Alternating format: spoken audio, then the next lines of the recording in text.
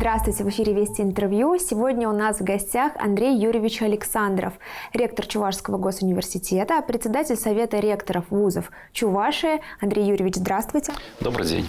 Сегодня мы с вами поговорим об итогах вступительной кампании. Сколько студентов в этом году поступило в ЧГУ? В Чувашский госуниверситет в этом году поступили 1727 первокурсников. И вот они уже начали активно адаптироваться в новой для себя студенческой среде. Хочу сказать, что ребята прибыли на обучение из 52 регионов Российской Федерации. Вот такая широкая география нас радует. Это больше, чем в прошлом, позапрошлом году. Какие из факультетов оказались наиболее востребованы и сложно ли вообще было поступить на бюджетные места? Конкурс у нас традиционно достаточно высокий, и трендом последних лет все-таки является большой интерес, очень высокий интерес к социогуманитарным направлениям. В первую очередь могу назвать юриспруденцию, хотя и история, и филология, и лингвистика, они также пользуются спросом у абитуриентов.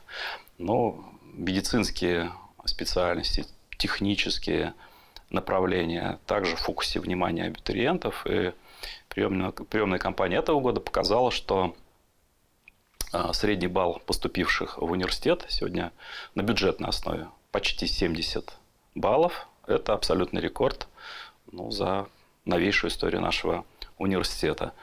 Этому способствовало то, что к нам поступили 244 медалиста и обладателя красного диплома об окончании техникума либо колледжа. Это на 14% больше, чем в прошлом году.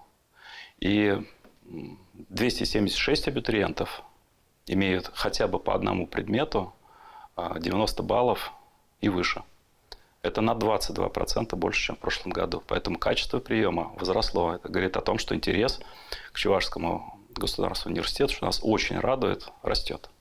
Андрей Юрьевич, студенты в этом году предпочитали приходить, поступать и подавать документы лично, либо же делать это через интернет в формате онлайн?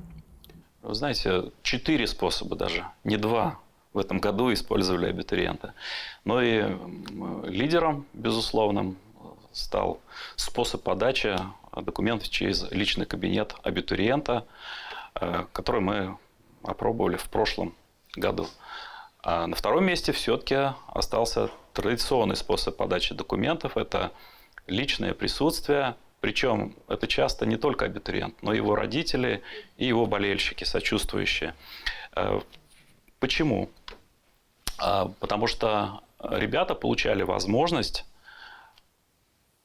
походить, совершить экскурсию в лаборатории, аудитории и на базы практик на своем будущем факультете.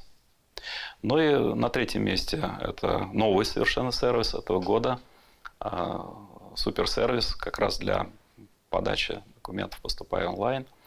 И он занял почетное 3-е место. Почта России оказалась на 4-м. Учебный год начался, и расскажите, пожалуйста, в каком формате сейчас учатся студенты? Это очный формат, либо смешанный, либо же заочный? Вы знаете, что мы выступили, Чувашский госуниверситет выступил одним из инициаторов такого гибридного, смешанного формата обучения. И в прошлом году мы его хорошо обкатали, опробировали. То есть потоковые лекции с большим количеством студентов, они идут в формате онлайн, как в прошлом году.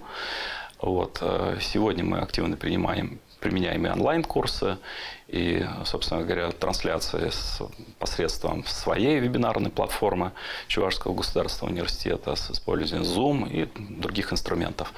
А практические занятия, различные семинары, практики, конечно, мы проводим в обычном формате. Почему? Потому что там малые группы. И риски для здоровья, они минимальны. Хватает ли технического оснащения для того, чтобы проводить занятия онлайн? Мы эту проблему решили еще в прошлом году.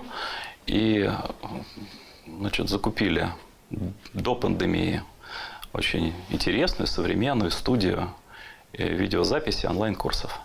Она работает очень активно, можно сказать, без перерыва. И мы на сегодня уже сформировали базу онлайн-курсов в количестве 160. И задача на этот год ставится еще 100 курсов записать, самых востребованных, самых просматриваемых студентами. Я думаю, что вот это поможет и в дальнейшем совершенствовать этот смешанный гибридный формат и в том числе дистанционное электронное обучение наших студентов. В ЧГУ появилось новшество. Теперь там можно получить не только высшее, но и среднее специальное образование. Расскажите немного об этом. Это немного странно, удивительно, что в ВУЗе студенты получают среднее специальное образование. Для нас это тоже некоторый вызов. Почему? Потому что ранее Чувашский госуниверситет по программам СПО, среднее профессиональное образование, не готовил. Но мы пришли к тому, что, во-первых, есть интерес, есть востребованность со стороны абитуриентов, и об этом довольно часто говорили родители, педагоги и сами ребята. Вот. Во-вторых, в вузовской среде подготовка будущих специалистов средним профессиональным образованием, она имеет свои преимущества. Почему? Потому что рядом старшие товарищи, рядом более опытные, квалифицированные преподаватели, доценты, профессоры. Вот. И это, конечно же, такой же подготовленный отряд будущих студентов вуза, которые понимают профессию, осознанно идут туда. И среди таких ребят отсев во время обучения, конечно, гораздо ниже. Вот эти соображения, собственно, и подтолкнули нас к тому, чтобы начать подготовку по программам в сфере экономики будущих специалистов со средним профессиональным образованием. Сейчас многие вузы начинают завлекать к себе будущих абитуриентов еще со школьных лет. А как вы привлекаете к себе молодежь, которая пока еще учится в школе, но уже через несколько лет они будут поступать, выбирать вуз для себя? Знаете, может быть, какие-то вузы они и завлекают, а мы приглашаем. И приглашаем через профориентационные мероприятия, самые разные. Проводим экскурсии, многочисленные экскурсии по предприятиям-партнерам в организации самой разной сферы, кредитно-финансовой, социальной сферы. И, конечно, ребята уже видят в Чувашском государственном университете такой некий мостик, такую уверенную, протоптанную дорожку, тропинку к своей будущей интереснейшей профессии. То есть они узнают и о денежном содержании будущих специалистов, они видят технологии, они знакомятся с теми, кто будет потом наставниками на производстве. И поэтому вот этот проект, который мы реализуем, наверное, абсолютно со всеми крупными и средними предприятиями Чувашской республики, он дает свои результаты. Но время не стоит на месте, профессии меняются специальности востребованные. Расскажите, какова, на ваш взгляд, профессия будущего? Погружение в профессию надо начинать как можно раньше. И я назову проект такой уникальный для России. Мы в числе первых университетов страны, которые его начали. Это электротехника 7+. 7+ здесь – это возраст ребенка. Представляете, ведь физику начинают учить в 6 или в 7 классе школы. А мы стараемся показать ребенку простейшие задачи, упражнения, как их решать в сфере, в том числе физики и электричества. Вот. И в рамках малого физмата, который работает в университете уже не один год, и который посещают тысячи детей, вот этот проект в том числе и реализуется. Я хочу сказать, что и для более взрослых мы также придумали интересный профориентационный проект. Он называется «Малая электротехническая академия», который реализуется при помощи партнеров, представляющих электротехнический кластер Чувашской республики. Вот у меня в руках атлас новых профессий. Атлас новых профессий 3.0. Вот его презентация прошла в Чувашском государственном университете, и авторы, в том числе сотрудники известной школы управления Сколково, разработчики, составители этого атласа, они предлагают вниманию школьников, тех, кто уже учится по профессиональным образовательным программам, целый перечень профессий будущего. Вот хочу сказать, что среди них вы можете найти и уже, скажем так, вошедшие в наш обиход, в нашу практику профессии. Там копирайтер, значит, веб-дизайнер. Уже несколько лет мы наблюдаем, что особенно молодежь очень активно осваивает эти профессии.